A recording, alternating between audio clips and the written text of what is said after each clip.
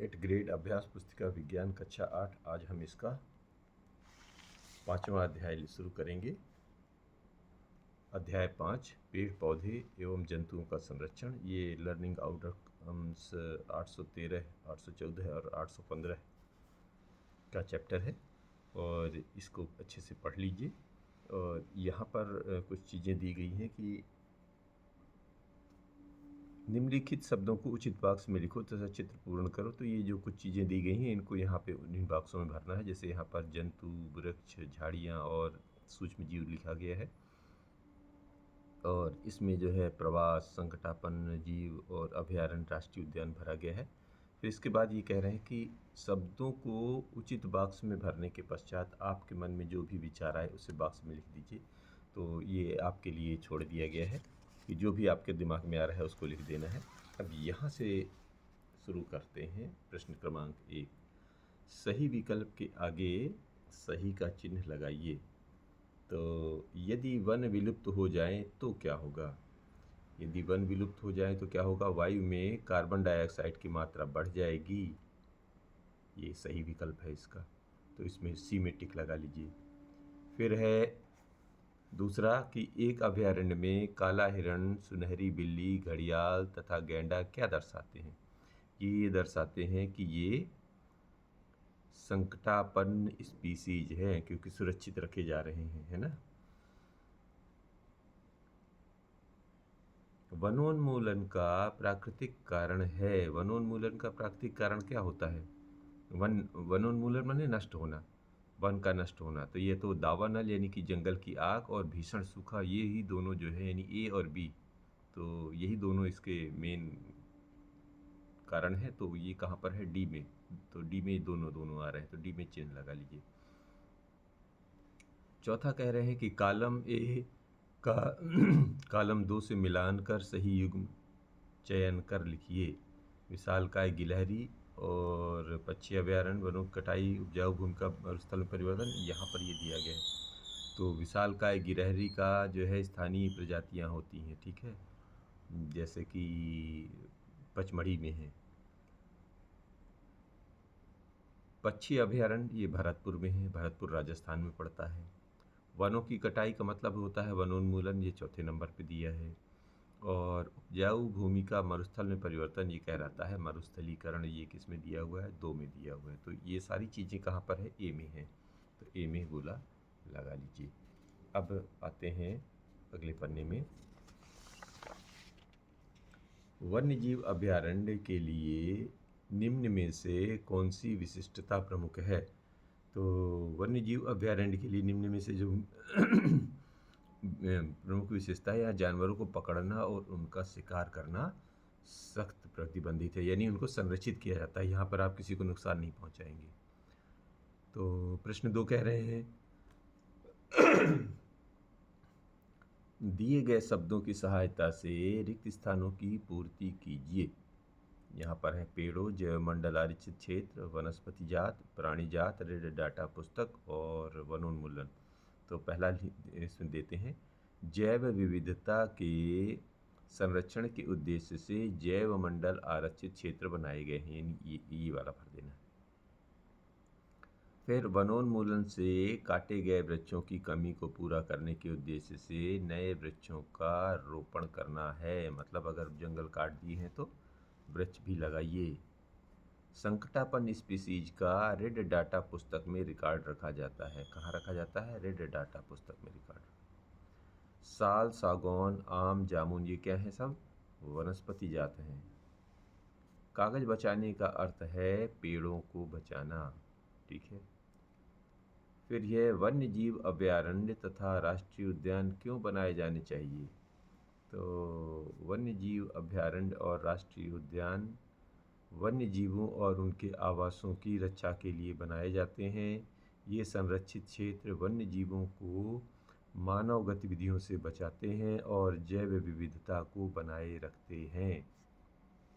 चौथा है, यदि वन्य प्राणियों के संरक्षण हेतु वन्यजीव अभयारण्य, राष्ट्रीय उद्यान एवं जैवमंडल आरक्षित क्षेत्र न बनाए जाएं तो पारिस्थितिकी तंत्र पर क्या प्रभाव पड़ेगा? तो संरक्षित क्षेत्र न होने पर वन्य जीवों की कई प्रजातियां संकट में पड़ जाएंगी, कुछ तो विलुप्त हो जाएंगी, जिससे पारिस्थितिक तंत्र में असंतुलन पैदा हो जाएगा। अब पांचवा प्रश्न है कि बड़े जंतुओं बड़े जंतुओं की अपेक्षा छोटे प्राणियों के विलुप्त होने की संभावना कहीं अधिक होती है, क्यों? तो इसका जवाब इस तरह देना है, क्योंकि उनकी आबादी अक्सर छोटी और विशेष आवासों तक ही सीमित होती है और उनके आवास नष्ट हो जाते हैं, तो वे आसानी से विलुप्त हो सकते हैं। साथ ही साथ जलवायु परिवर्तन और पर्यावरण प्रदूषण से भी इनके विलुप्त होने की संभावना बढ़ जाती है। अब इसी का छठवां प्रश्न है कि चिड़ियाघर और वन्यजीव अभयारण्य में कोई दो अंतर लिखिए। तो जी, चिड़ियाघर इधर लिख लेते हैं, इधर वन्यजीव अभयारण्य। तो चिड़ियाघर में जानवरों को कैद में रखा जाता है और वन्यजीव जो है खुले एवं प्राकृतिक आवास में रहते हैं। चिड़ियाघर में ये क्या होता है, ये मनोरंजन और शिक्षा के लिए रखे जाते हैं और ये जीवों के संरक्षण और अनुसंधान के लिए बनाए जाते हैं। तो सातवां प्रश्न ये है कि आप अपने क्षेत्र में हरियाली बनाए रखने के लिए किस प्रकार योगदान दे सकते हैं? आपके द्वारा किए जाने वाले कार्यों की सूची बनाइए। तो पौधे लगाकर वृक्षों को न काटें तथा उनकी रक्षा करें, पॉलीथीन का उपयोग न करें, कचरे का सही निपटान करके व प्रदूषण मुक्त वातावरण बनाकर हम अपने क्षेत्र में हरियाली बनाए रखने के लिए योगदान दे सकते हैं।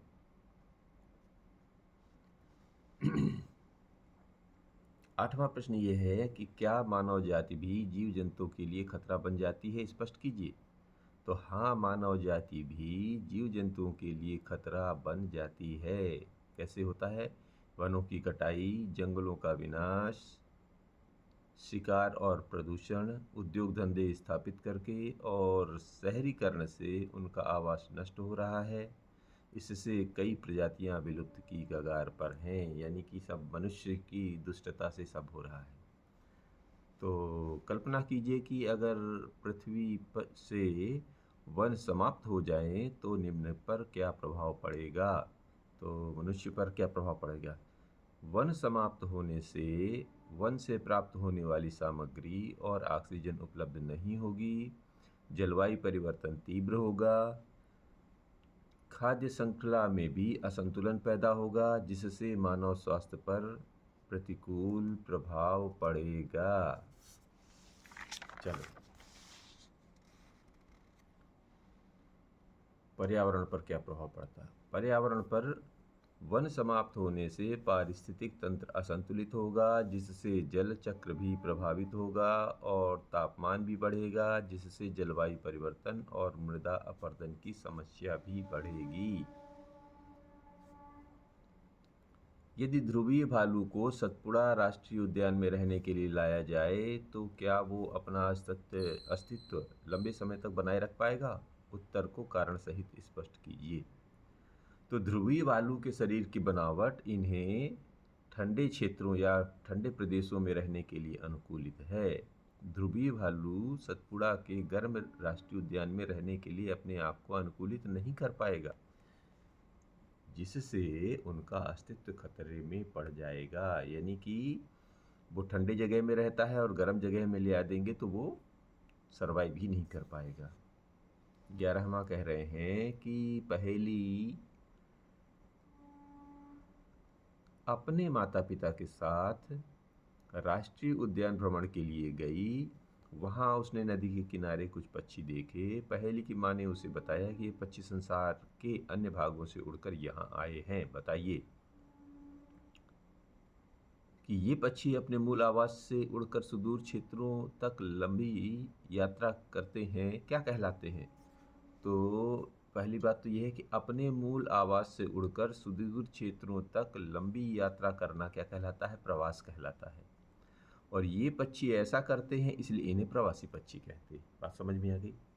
जब ये प्रवास करेंगे तो ये प्रवासी पक्षी कहलाते हैं।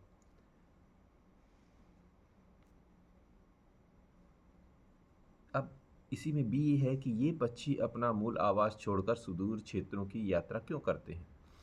तो जलवायु में परिवर्तन के कारण, यानी कि वहाँ पर जो भी जलवायु में परिवर्तन होगा, इसके कारण प्रवासी पक्षी अपने अंडे देने के लिए सुदूर क्षेत्रों की यात्रा करते हैं। मतलब ऐसी जगह तलाशते हैं जहाँ पर अनुकूलित उनके लिए वातावरण हो।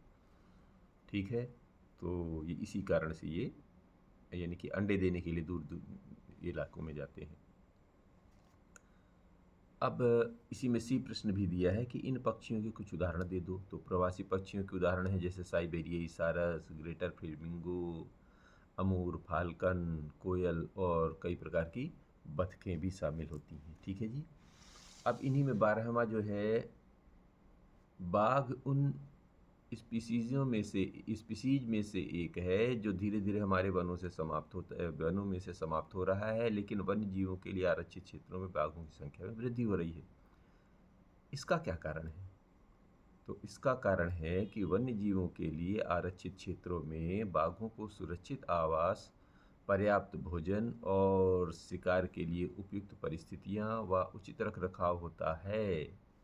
इन संरक्षित क्षेत्रों में मानव गतिविधियां कम होती हैं, जिससे बाघों की आबादी बढ़ने में मदद मिलती है। अब आ जाइए प्रश्न क्रमांक 13।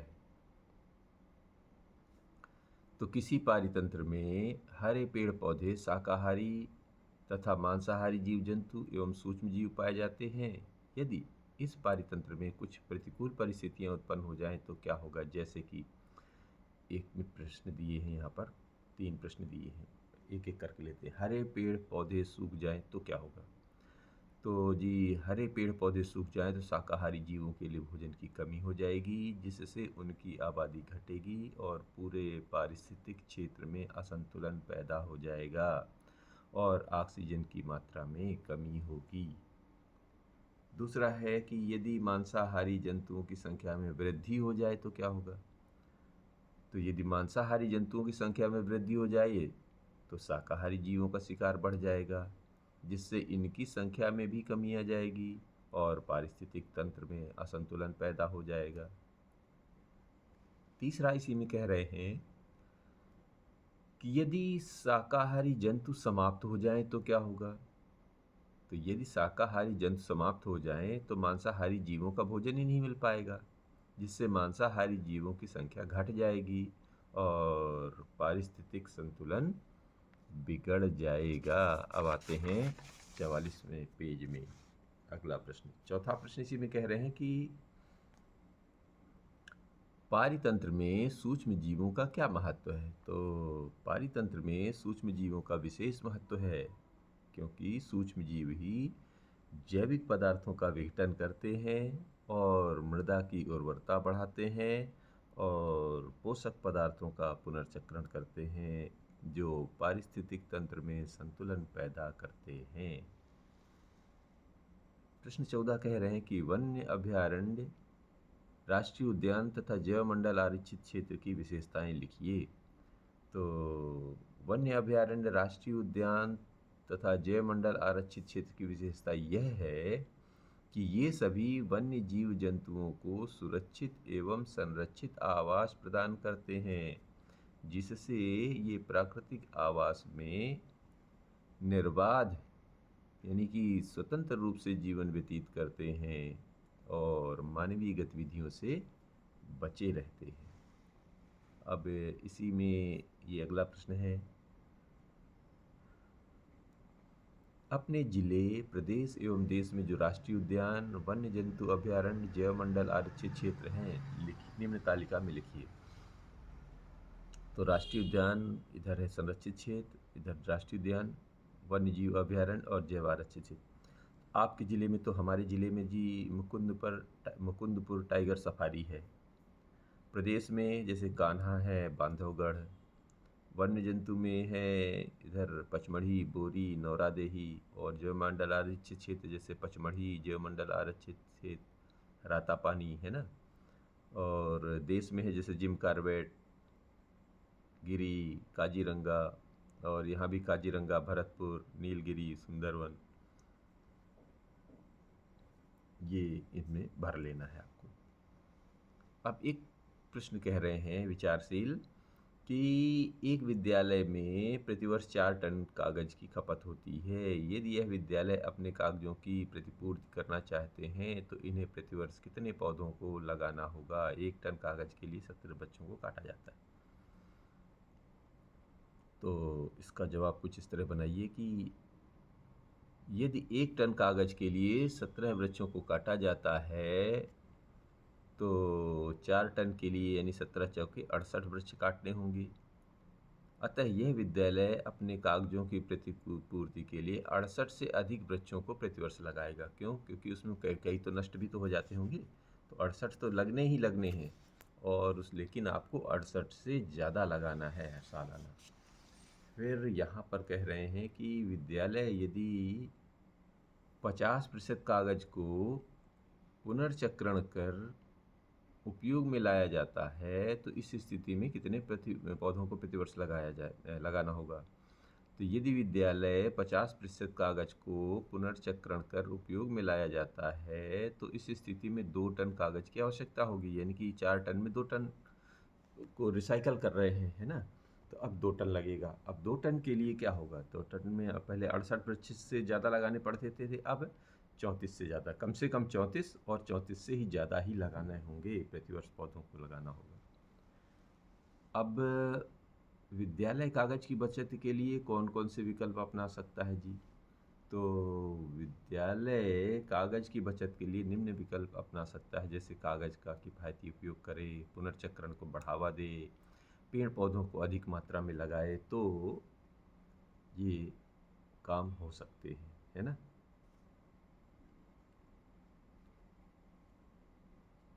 अब प्रोजेक्ट 1 दे रखा है कि अपने क्षेत्र के विशेष क्षेत्रीय पौधों एवं जंतुओं की सूची बनाइए। अब हमारे क्षेत्र के क्षेत्रीय पौधे और जंतु, तो अब हमारे क्षेत्र में क्या होता है? सागौन, शीशम, बबूल, पीपल, कहुआ, आम, जामुन, कटहल। जंतुओं में तो वही सामान्य जंतु ही हैं, गाय, भैंस, खरगोश, बकरी, भेड़, कुत्ता, बिल्ली। तो अगर आपके इलाके में कुछ और होते हों तो उनको भी आप यहाँ पर भर सकते हैं। अब ये कह रहे हैं कि मध्य प्रदेश में स्थित राष्ट्रीय उद्यान, वन्य जंतु अभयारण्य व जैव मंडल आरक्षित क्षेत्र के संबंध में एक रिपोर्ट तैयार करिए। तो यहाँ फोटोग्राफ के लिए और रिपोर्ट के लिए लिखा गया, तो यहाँ पे आप अपने से कटिंग वटिंग करके कहीं से लगा लीजिएगा। तो अब जैसे यहाँ पर है सतपुड़ा। सतपुड़ा में क्या क्या संरक्षण किया जाता है? वनस्पति जात, प्राणी जात, दृश्य भूमि और ऐतिहासिक वस्तुओं का। वन्य जंतु अभयारण्य में क्या होता है? जैसे बोरी एवं पचमढ़ी हैं, तो यहाँ पर बाघ, लोमड़ी, जंगली भैंसा, इनका संरक्षण किया जाता है। और पचमढ़ी जैव मंडल में क्या होता है कि बाघ, तेंदुआ, गौर, सांभर, हिरण, भारतीय विशाल गिलहरी, इनका संरक्षण किया जाता है। ठीक है, तो ये लिख लेना है। फिर प्रोजेक्ट 2 कह रहे हैं कि वृक्षों की अत्यधिक कटाई के लिए कौन कौन से कारक उत्तरदायी हैं, सूची बनाइए। तो वृक्षों की अत्यधिक कटाई के लिए उत्तरदायी कारकों की सूची है, जैसे कृषि, लॉगिंग, लॉगिंग माने लकड़ी काटना, शहरीकरण, खनन, पशुपालन, जनसंख्या वृद्धि, अवैध कटाई, जंगल की आग, बुनियादी ढांचे का विकास, ये सारी चीज़ें उत्तरदायी हैं। अब इन्हीं में अगला प्रश्न ये कह रहे हैं कि वनों की कटाई यानी कि वनोन्मूलन से पर्यावरण पर क्या क्या प्रभाव हो रहे हैं, लिखिए। तो वनों की कटाई यानी कि वनोन्मूलन से पर्यावरण पर कई हानिकारक प्रभाव पड़ते हैं, जैसे जलवायु परिवर्तन, जैव विविधता का ह्रास, मृदा अपरदन, जल चक्र में बाधा, बाढ़ का खतरा, महामारी का खतरा आदि। इससे कार्बन डाइऑक्साइड अर्थात CO2 की मात्रा बढ़ जाती है, कई प्रजातियों के लिए आवास नष्ट हो जाते हैं और बाढ़ तथा सूखे जैसी प्राकृतिक आपदाएं अधिक होती हैं। तो ये जो है यहाँ पर ये पार्ट 5 समाप्त होता है।